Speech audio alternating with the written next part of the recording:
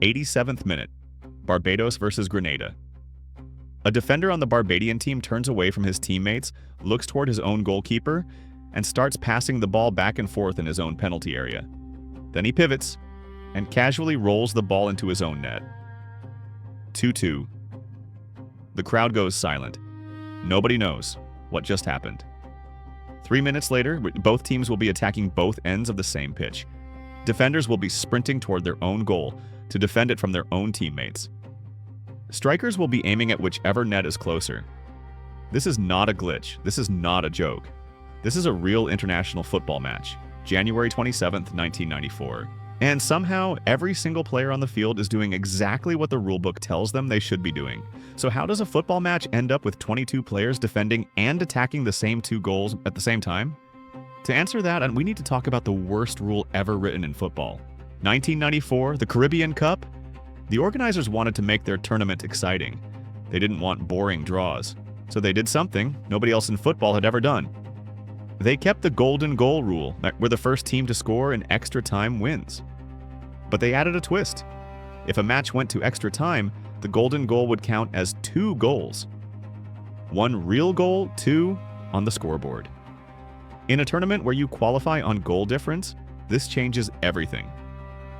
Score 1 goal in extra time, and you don't just win the match, you win it by 2. The organizers thought this would make teams attack harder in normal time, to avoid the risk of extra time. They never imagined a team would want to go to extra time, on purpose. Final group match. Barbados versus Grenada. The maths is simple and brutal. If Barbados win by 2 clear goals or more, they go through. If they win by 1 goal, they're out.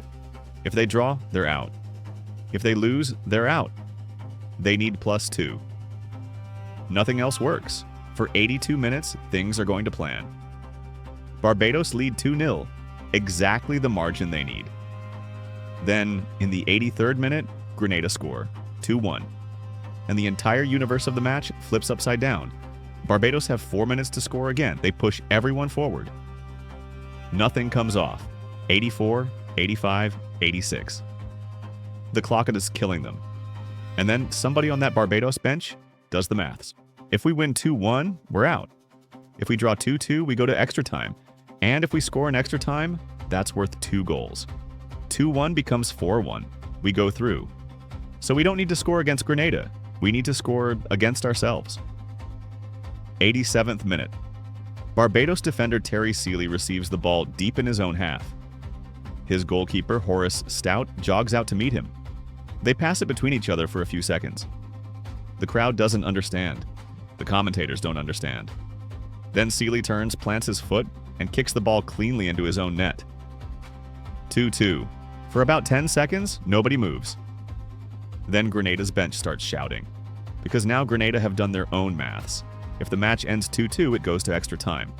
And in extra time, 1 Barbados goal becomes 2. They're out. So Grenada need to break the tie before the whistle. They need a goal, any goal, at either end.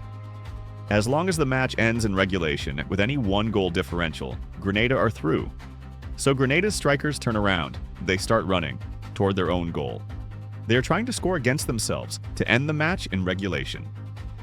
Barbados realize it a half second later, and the entire pitch flips into pure chaos. For 3 minutes, Grenada attackers sprint toward both nets, looking for any chance to break the deadlock. Barbados defenders sprint with them, throwing themselves in front of shots aimed at their opponent's own goal. At the other end, Barbados forwards drop back to protect their own net from Grenada strikers. 22 professional footballers running in every direction on the same field, attacking and defending 2 different goals at the same time, while the referee tries to keep up. It is, by some distance, the most insane 3 minutes ever played in a football match. The whistle goes. 2-2. Extra time.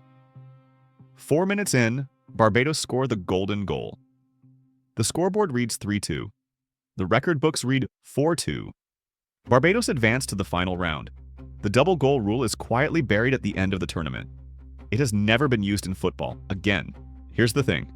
Barbados did not break a single rule. They did not cheat. They read the rule book more carefully than the people who wrote it. And they used it. The match was legal. The own goal was legal.